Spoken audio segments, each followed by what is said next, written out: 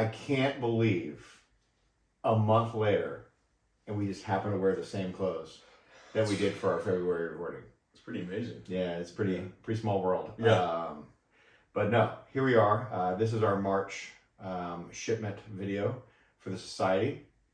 And while we did not change clothes, I did at least reset the tabletop here a little bit, just a little different look and feel. However, I've been thinking about this for a while because Four Roses is something that I drank pretty early on when I was starting to get a little bit more into whiskey, but I didn't know its history. I wasn't aware of kind of some of the nuances of it. And we just learned tonight the thing that makes, I mean, look, you call us what you will. One thing we're romantics. We like a good story. And so as we started getting into this, Four Roses is something that's been around for a while. In America, it's been around for a long time. 1888 got started. It's obviously a Kentucky-born straight whiskey. Was at one point for the 1888, 30s, 40s, and 50s during that era, the number one selling whiskey in America. So this thing was like not some kind of like, oh, and then there's Four Roses. It was Four Roses. Like they were the number one selling whiskey in America. And then all of a sudden and out of nowhere, well, before we do that, so this is what we read. A guy by the name of Paul Jones Jr. Paul Jones Jr., 1888, took his business, moved to Louisville on Whiskey Row. Mm-hmm. Was exposed to some other things that were going on. There was another distillery that was already there that was producing whiskey. He bought it, predated the brand that he called it, like to the day that they started making whiskey. But what I didn't know about it was where the name Four Roses came from, and this I freaking love. Yeah. So we just read this, and we kind of got I'm kind of reading it, and because I'm a sap, I'm like, oh my god, this is great. Paul Jones Jr. fell in love with a Southern Belle, asked her to marry him, and she said that, well, we have this grand gala coming up, and when you see me when I enter, if my answer is yes, I'll wear some roses on my gown. And so he was super excited. He's at the gala and he's just anxiously awaiting his love, this Southern Belle, to come entering to the gala. And she enters the gala down a grand staircase wearing a white gown with a corsage of four red roses. Yeah. I mean, it's amazing. Like, I'm calling me a sap and like a romantic, but meanwhile, this guy's also telling me about people who he's like, oh, why does everybody have to watch Notebook? Because we're all romantics, like so. But anywho, amazing story, and if it's true, even better. Who knows in the whiskey world? But I mean, I gotta think that's why you would name it Four Roses. There's no other reason. I mean, why would you? Yeah. So what a great story. So every time now that I know when I'm in a store and I see these Four Roses, I'll think of that label differently. And when I look at the old bottles and the old labels, like the super old ones, it makes even more sense. Like, so it's what a cool story. Like my own education of this, as this is the fun for us, is like we learn that story because we're prepping for this, right? So Four Roses is one of the few distilleries I've ever been to. And the cool thing about Four Roses is it is the most out-of-place building in Kentucky. It looks like a Southern California or coastal Californian mission. Okay. The architecture is like a mission-style architecture. It looks like a vineyard, not a distillery. Been there a long time. Like I said, 30s, 40s, and 50s, number one selling whiskey. And then Seagram's in 1943 comes in and buys the number one brand. Like they were like, we're going to buy the brand. And just as they enter the 50s, shuts down U.S. access. So there was a growing whiskey demand in Europe and Japan. And so for the Asian and European markets, they're like, we're going to cornerstone the market there, but we need all the whiskey. So they shut it down. And all whiskey from number one whiskey in America, gone. And that whole history, the whole everything was completely gone. You couldn't get it. It was only in Europe and Japan, and you had to go travel there to bring it back in if you wanted it.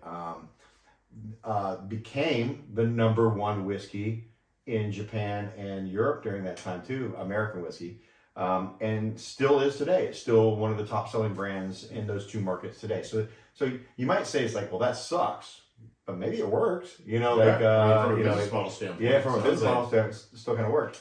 What's ironic is it took Seagram's, Canadian company, to buy an American whiskey company to take it to mostly Japan and then some Europe.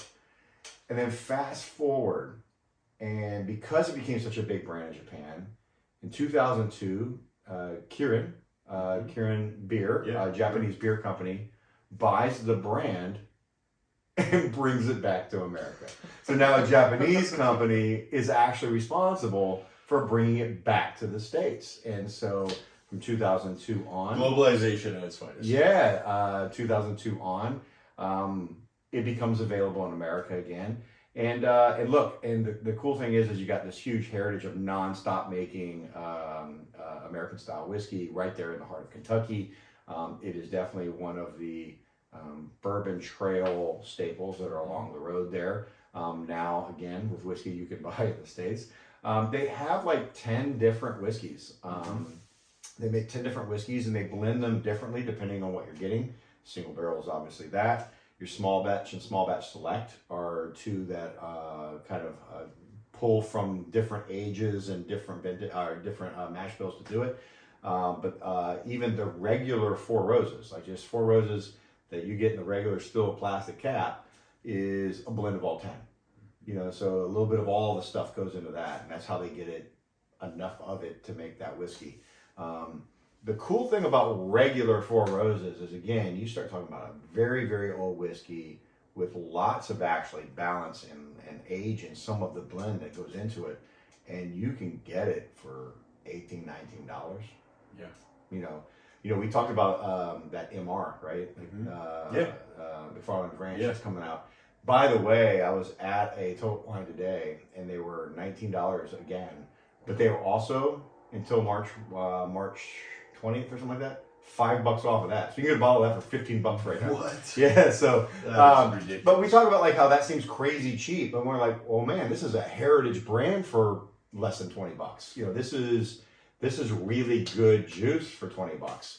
And I think it's because of just how the popularity of American whiskeys have just sprouted up, and there's so many options. I think it kind of gets buried, but man, if you're just looking for something to mix, blend, you know, game day, who cares? 20 people are coming over. Go get a handle of Four Roses, and you can't go wrong, right? Seriously. Now, as you step things up, and that's what we did for you guys, is this small batch. This obviously this is 6 to 7 years. It's NAS because they don't describe it. They don't limit it on there. But if you do the research, you realize that this is a blend of the youngest bourbon in here is 6 to 7 years old. This is a little bit more of an age profile. It's got a lot more color on it from the char and the time in the barrel. But it's really good, man. I don't think we didn't have a lot of history with Four Roses. Well, for me, the first bourbon that I had really purchased outside of a lot of the American whiskeys like Jack Daniels and that kind of thing was the Elijah Craig, and we did that for the last month pour. We did the small batch or the single barrel, but this particular small batch Four Roses was the actual first bottle I purchased in my collection. Oh, that's cool. Yeah, and I still have some of it. I bought it at Costco, and it was one of the first ones that I. By the pulled way, trigger if you on. don't know, I'm a Costco head. Jason is. Jason lets me know what's going on at Costco all the time with the whiskey thing because I know he's going to be there on a regular basis to check it out. Yeah. I would say I'm our Nugget Scout. Yeah. And you are definitely our Costco. I'm definitely the Costco guy. Yeah. So I love my Costco. But that was the first bottle that I purchased there in my collection, and subsequently it was a phenomenal deal, like most Costco deals. And it kind of turned me on to Four Roses, but then also small batch. And because I didn't know what that was at the time. Mm. You know, I was looking at, okay, single barrel comes from a single barrel. Small batch, oh, okay, it's just a smaller batch Yeah. of barrels. And so, you know, it's just part of my indoctrination into all of this. And so it is a little bit, has a historical point for me. Yeah, and a little nostalgic. That's Yeah, cool. a little nostalgic. I don't think before just now. I don't think you actually mentioned that. I hadn't This is shared your that first- with him. Your first bottle. So, Yeah. well, I'm glad now that since you inspired us to actually go like, hey, I want to do what you did for me for others. Yeah. You kind of inspired the whole direction of us saying we wanted to do this, and the fact that this was your first purchase. Yeah. In that journey, and now we're sharing it for your pour is kind of cool. It is. I I was just sitting here reflecting on it as he was telling me, and we was going through the history of everything, and I thought, you know what? That was the first 750 milliliter bottle I ever purchased. If you want to do this, can you enter my garage wearing 4 roses on your gown? That's what no, it but I feels will like. wear a corsage. That's what it Yeah, feels yeah, like yeah. now, right? Yeah, So okay, yeah. so perfect. So now that he is entering the room with his 4 roses, we hope that you will. So white so ready. go ahead and pour it, and start to take your smells in here. Let's get the bouquet. So this. Okay. Yeah, well, that's what it is. I like it. That's what it is. That's what you call it. Playing off of it. I like it. That's what you, I get what you see what I did there? Yeah, I like it. You see what I did there? All right. So mellow spice, you get some really, really ripe fruit. So you get some stone fruit in there. Look like everything else, oak and caramel, because the wood comes through, the char comes through. Now the difference on this guy, I think, is as you take your first sip, you're gonna get some like ripe red berries. So you're gonna get some like cherry berry kind of fruit forward again. Finished off with some like dried spice, some dried baking spices.